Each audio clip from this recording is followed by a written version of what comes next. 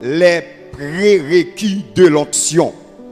Donc, rapidement, selon chercheurs, yo dit que onction, c'est une expérience spirituelle et qui sortit dans la foi, yon moun mette dans Jésus-Christ et ensuite, l'elle finit recevoir le Saint-Esprit ou l'Esprit Saint.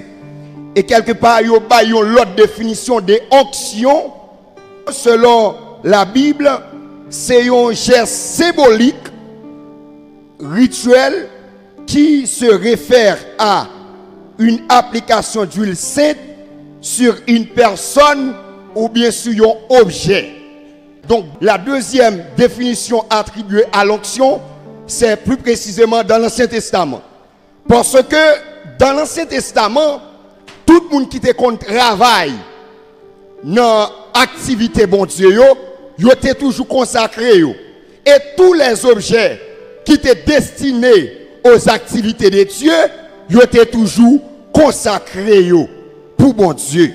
Mais en préparant ce message, il y a quelques lignes justement qui venaient sur mes lèvres. Quelques phrases, disons. Après 15 ans de conversion, et ça n'a jamais arrivé pour me rencontrer avec un homme de Dieu qui remplit onction. Côté que je vis prêt pour m'expérimenter, pour m'garder comment l'a opéré. Mais moi souvent à parler avec des frères et sœurs ainsi que des pasteurs comment onction ou bien puissance là c'est une nécessité dans l'église là. C'est une nécessité pour tout le monde gagner dans l'église là. Et par contre onction les puissance gain diversité d'onction. Par exemple, il y a onction pour les rois, onction pour les prophètes, onction pour les prêtres. Ça, c'était dans l'Ancien Testament. Mais aujourd'hui, puisqu'il y a une transition de ce qu'on appelle les contenus de Dieu dans l'Ancien Testament et ce que Dieu a dit dans le Nouveau Testament. Pour qui ça et onction doit être opérationnelle dans la vie. Non? Une église sans onction est une église morte. C'est une église justement qui ne fonctionne pas vraiment. Parce que si vous regardez dans le livre des Actes, chapitre 1er, le verset 8, il dit comme ça, le Saint-Esprit survenant sur vous, et vous serez mes témoins à Jérusalem, en Judée, en Samarie, jusqu'au dernier bout de la terre. Donc écoutez bien, quand le Saint-Esprit est dans la vie d'une personne, elle a reçu une quantité d'onction, soit pour chasser les démons, soit pour guérir des malades. Eh bien, mes bien-aimés dans le Seigneur, onction extrêmement important.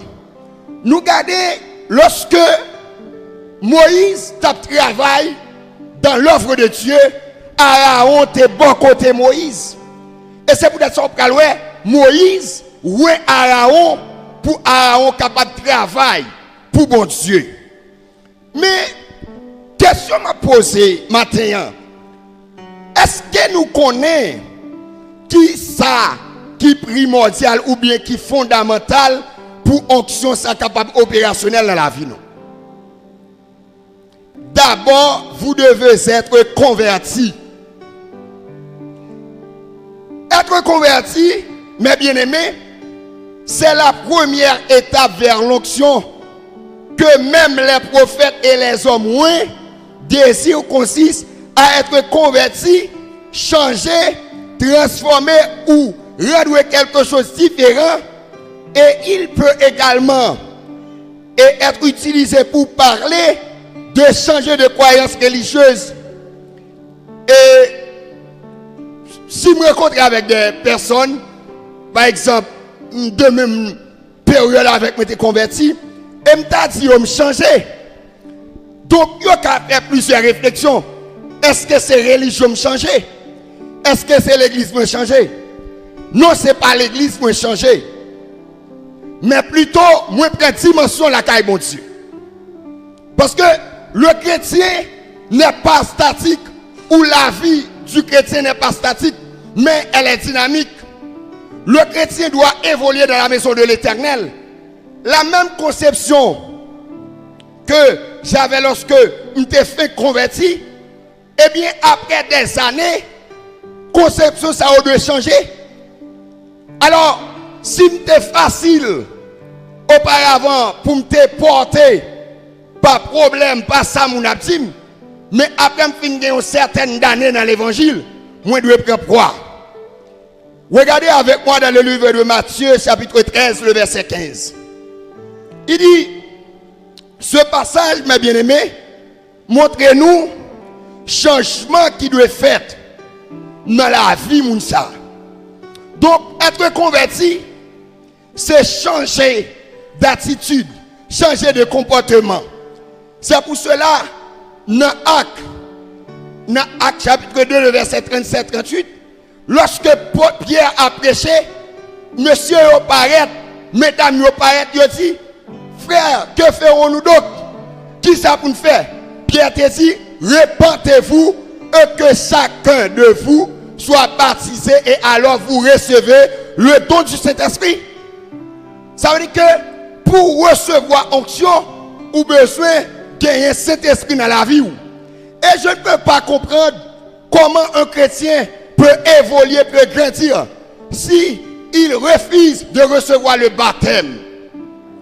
Je ne peux pas comprendre comment un chrétien a dit, l'a servi mon Dieu, il a 10, 15, 20 ans, s'il n'a pas des problèmes majeurs, pour ne pas recevoir le baptême.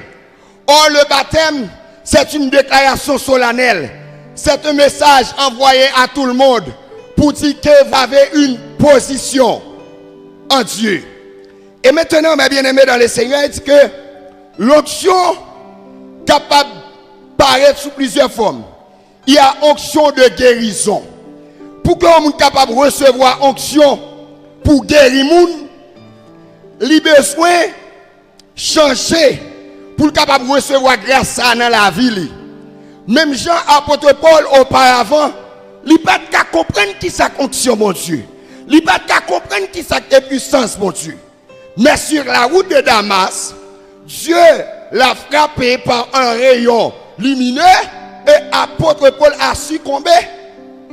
Lorsqu'il a succombé, mais il a demandé qui es-tu? Quand Dieu révèle son identité à apôtre Paul, il ne pouvait pas croire parce qu'il ne connaît pas qui est Jésus. Il ne connaît pas aussi qui est Dieu. Eh bien, lorsque Paul te venu convaincre, Paul te recevoir onction ça. Et il est important pour dire que votre vie doit complètement être transformée si vous voulez recevoir l'onction. Ou doit réfléchir de manière différente. Ou doit mener une vie exemplaire. Eh bien, il faut noter, mes frères et sœurs, il y a deux types de récepteurs. Il y a des gens qui reçoivent onction, c'est parce que nous approche de façon physique. Eh bien, il y a des gens qui reçoivent onction, c'est à distance. Il y a bon nombre d'expériences que je fais avec Dieu, c'est à distance. C'est en écoutant un homme de Dieu, justement, qui a transformé ma vie, qui a façonné ma vie. Mais même si je ne le connais pas vraiment de manière physique, mais je ressens en lui une puissance de Dieu.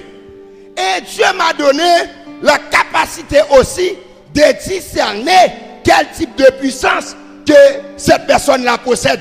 Est-ce que si j'applique cette parole ou ce message à ma vie, qui côté le mener? Lorsque disciples ont marché avec Jésus, ils ont joué une puissance avec eux.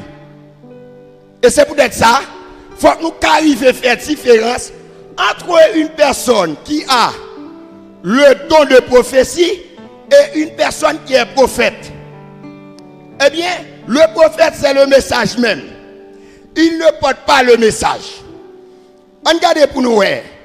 Ensuite, après avoir converti, selon 2 Corinthiens 5, verset 17, un verset que nous prenons souvent pour faire des illustrations, pour dire que voici le comportement de quelqu'un qui a reçu la parole de Dieu, de quelqu'un justement qui a converti. Il dit comme ça, si quelqu'un est en Christ, il est une nouvelle créature. À noter que le verset ne nous dit pas si quelqu'un est à l'église. La première chose que vous devez faire, vous devez être en Christ. Et quand vous demeurez en Christ, il y a la possibilité pour grandir. Quand vous êtes attaché au serment, il y a la possibilité pour bailler fruit. Et ce matin, je vais vous poser cette question. Est-ce qu'on baille fruit? Ensuite, ou besoin de comprendre la parole, bon Dieu. Matthieu 13, verset 14. Il y a un pile monde qui a difficulté pour comprendre la parole, bon Dieu. Ils ne sont pas capables de comprendre des séries de choses divines. Eh bien, ça vient devenir un obstacle sur le chemin pour être capable de saisir l'onction, mon Dieu. Pour être capable de saisir la puissance, mon Dieu. Obstacle qui empêche de recevoir quoi que ce soit. De telles personnes ne peuvent pas avoir un mariage paisible, une guérison divine. Elles ne comprennent jamais rien. Et quel que soit son expliqué, ils pas qu'à comprendre. Et ma bagaille, ou qu'à lire vraiment, mais comprendre son l'autre bagaille. Et un exercice que nous faisons souvent à l'église, combien de chapitres avez-vous lu? Non, j'ai lu 150. Non, ce n'est pas le nombre de chapitres que vous avez lus qui compte pour Dieu, mais c'est la compréhension. Ou qu'à pédéli, et puis tout gon onction qui chita dans tel chapitre, puisque pas comprendre chapitre ça, ou pas qu'à prendre onction là-dedans, ou pas qu'à saisir provision qui là-dedans. Et c'est ça que fait matin, ou bien se comprendre parole bon Dieu. Mais qui est capable de comprendre parole bon Dieu? Parole bon Dieu expliquée par lui-même à travers le Saint-Esprit. C'est le Saint-Esprit qui est capable de communiquer qui sa parole ça veut dire. Et deuxième façon, un homme délégué par Dieu, un homme choisi par Dieu. Le pasteur doit être un décodeur. Oui, un décodeur parce que la Bible est codée. La Bible est codée, seulement le Saint-Esprit. Et si le pasteur n'a pas cette capacité pour vous aider à comprendre un texte, vous serez dans la difficulté d'avancer sur le plan spirituel. C'est pour cela, vous ne devez pas hésiter à demander aide. À demander l'aide quand vous avez besoin. Il faut chercher l'aide de Dieu. Il faut chercher l'aide des autres personnes. Des personnes qui sont martyrs dans l'évangile. Alors ma soeur, je ne comprends pas ce verset. Est-ce qu'on peut aider? Mais nous n'avons pas ce genre de choses à l'église. C'est comme si tout le monde a compris. Ce n'est pas tout à fait normal. Et la parole de Dieu déclare dans Proverbe 4, le verset 7.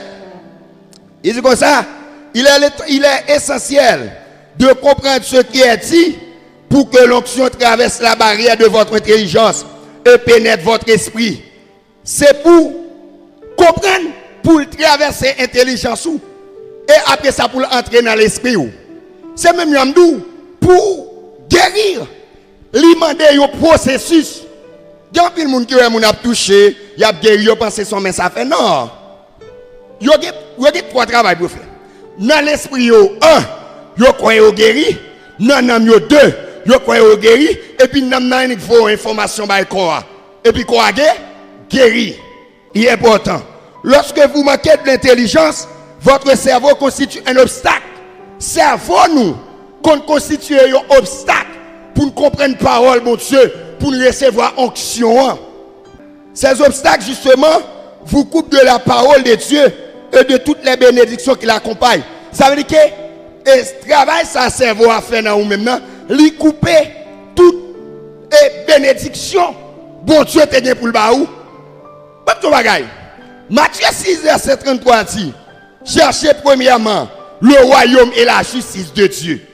Après avoir compris la parole de Dieu, après avoir mené une vie de sanctification, il y a des gens pas caillés sur le plan économique, oui. Ou pas qu'à fonctionner comme ça, oui. Parce que, dès qu'on a parole là, ou bien grâce mon Dieu en dedans, bagaille doit changer. Eh bien, nous voyons que, troisième élément que vous avez besoin pour capable gagner accès avec onction, bon Dieu, c'est la foi et l'humilité. Romains 10, verset 17 nous dit, la foi vient de ce qu'on entend, et ce qu'on entend vient de la parole de Dieu.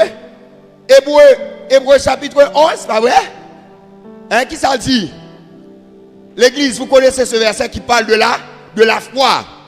Il dit que ça, la foi est une ferme assurance des choses qu'on espère et une démonstration de celles qu'on ne voit pas. Eh bien, vous prenez le mot grec qui c'est hypostasis, qui c'est hypothèse ou bien preuve. Ça veut dire que la foi c'est un élément essentiel des prérequis de l'onction. La foi permet de croire en la puissance de Dieu et à sa capacité à guider et à fortifier. Sans foi, il est difficile de recevoir l'onction et de la vivre pleinement. Si on n'a pas de la foi, ou pas capable de recevoir l'onction, hein, et pas capable de vivre. Qui ça dit? Bon message, un serviteur t'a prêché. Et puis il est arrivé au côté, il dit comme ça, je puis tout par celui qui me fortifie. Est-ce que vous êtes d'accord? C'est Dieu seul qui peut fortifier une personne. Et aujourd'hui, pour être fortifié, vous devez chercher la face de Dieu. Vous devez être dans le jeûne. Vous devez être dans les veilles de nuit. Vous devez être dans les services. Priez à la maison. Cherchez Dieu dans des espaces différents avec la même motivation. Aujourd'hui, on n'a pas cette motivation à l'église. Aujourd'hui, ce que nous voulons, c'est que, oh Dieu, moi, entre la car, besoin béni. Besoin ceci, c'est là, non? Ah, ou besoin de puissance. Puissance pour chasser des démons. Puissance pour toucher les gens. Pour être capable de guérir. Parce que le message n'a pas là, il marche avec évidence. L'évangile l'a marché avec preuve. L'humilité. L'humilité, mes bien-aimés, est un autre prérequis fondamental de l'onction. Pour qui ça? L'humilité a permettre que nous acceptions le choix bon Dieu fait de nous.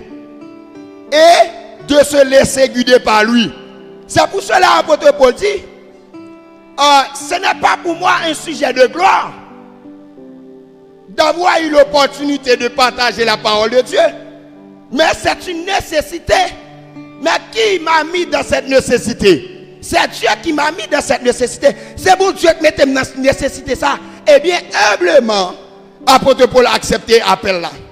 Je ne vais pas choisir pour me prédicateur. Je ne vais pas choisir pour me dirigeant. Je ne vais pas choisir en d'autres termes pour me conducteur de l'orange. Mais si Dieu m'a choisi, je dois obéir à la parole de Dieu. Aujourd'hui, les frères, nous avons des dons qui sommeillent en nous et nous sommes peur. Je ne sais pas justement, est-ce que vous êtes dans la peur pour que le diable ne vous dévore pas justement, je ne sais pas pourquoi. Mais la parole de Dieu nous dit dans Luc 10, verset 19, Dieu nous a donné le pouvoir de marcher sur les lions, sur l'aspic, sur toute la puissance du ténèbre. Nous n'avons pas besoin de perdre diable. Diable, c'est un lion sans dents. Mais elle a rugi autour de vous. Ne soyez pas dans la crainte, parce que Dieu est avec vous. Il dit que elle permet également de reconnaître les limites de sa propre personne et de se confier sa vie à Dieu. Moi, j'ai ma limite. Il faut accepter. Ou bien limite tout la caille, bon Dieu. Il y a des bagailles les réserver avec leader. Il y a des bagailles les réserver à vous-même. Et autre chose que nous allons voir, c'est la recherche de la volonté de Dieu. L'onction, qu'elle soit royale pour les rois ou spirituelle, les nécessités et une recherche de la volonté de Dieu. Je dis à vous ne pas chercher la volonté de Dieu. Vous rempli d'orgueil. Vous ne pas voulu chercher la volonté de Dieu. Dans l'histoire de Saul, on voit Dieu guide Samuel pas à pas affirmant son choix du bon candidat. Et de même dans la vie spirituelle, il est important de rechercher la volonté de Dieu à travers la prière, la lecture de la Bible et la fréquentation des autres chrétiens. Je ne pas dire chrétien, je dis pour ne pas lier relation avec d'autres chrétiens. Je ne pas dire pasteur pour ne pas lier des relations avec des autres hommes de Dieu. Parce que il y a des bagailles dans la ville, c'est important pour vous, puisqu'on faute avec elle. Ou à gagner le camp, quand même. On regarde Élie avec Élisée. Élisée, que l'autre monde n'était qu'à coller sur eux. Mais Élisée, ou un Élie, un homme de Dieu, c'est pour cette raison, Élisée pas jamais lâché Élie. Il était bon côté. Mais je dis à Mabdou, qui nous a comme compagnon de genoux? Ou de un compagnon de genoux qui peut aider par la prière, ou de chercher la volonté de Dieu. Et avoir une quantité d'onction. Matthieu 13, verset 12. Une réalité qui plus encourage nous à savoir si la qui déjà une onction, c'est parce que il y a des opportunités pour recevoir plus.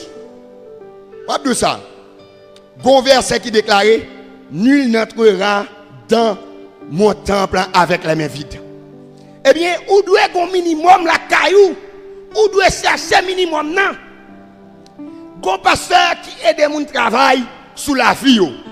Ça veut dire que des bagailles, il pose aux questions ou pas qu'à répondre, il mettait ou non obligation pour aller travailler sous tête. Chrétien pas un monde seulement qui croit dans mon Dieu, mais lui travaille sous personnalité, lui travaille sous tête lui. Dans 5 ans qui ça l'a devenir, après 10 ans qui ça l'a devenir. Je dis à nous pas travailler sous tête nous. Nous seulement finissons l'église. Non, on doit travailler sous tête tout. Quand on fait là, on doit prier sous lui. Et puis pour demander mon Dieu pour le fortifier. Parole mon Dieu montre nous sans cesse que si vous avez un don, des chances pour recevoir un autre don. Ah, si vous avez puissance, des chances pour recevoir l'autre puissance. Alors mes bien-aimés dans le Seigneur, je vais mettre un thème à travers de ce sermon ce matin. Mais songez, ça une bonne conversion. Ou de bien convertir. Et puis pour capable recevoir puissance. Puissance là, tout en a prié. Seigneur fait tel bagage. Nous avons des bagages c'est pour faire. Parce que mon Dieu mette grâce là en abondance. Il y a des bagages où elle prie sous lui, c'est quoi vous fait. Ou mettre tant de bon Dieu mettre dans l'espérance, il pas jamais réaliser. Parce que il y a des bagages bon Dieu bonne capacité pour faire. Eh bien, ou de faire. De pour faire ou de jouer un résultat. Attendez. De pour faire ça bon Dieu m'a de faire ou de jouer un résultat. Mais bien aimé, t'es content de partager et prérequis ça avec vous. Qui c'est condition fondamentale de l'onction. L'onction, c'est puissance, c'est capacité, c'est bon Dieu mettez en de petite lit. Nous vous devez être convertis et aussi pouvoir comprendre la parole de Dieu, la foi et l'humilité et la recherche de la volonté de Dieu. Et en dernier lieu, nous te dit comme ça, faut un petit minimum, faut un petit poussière.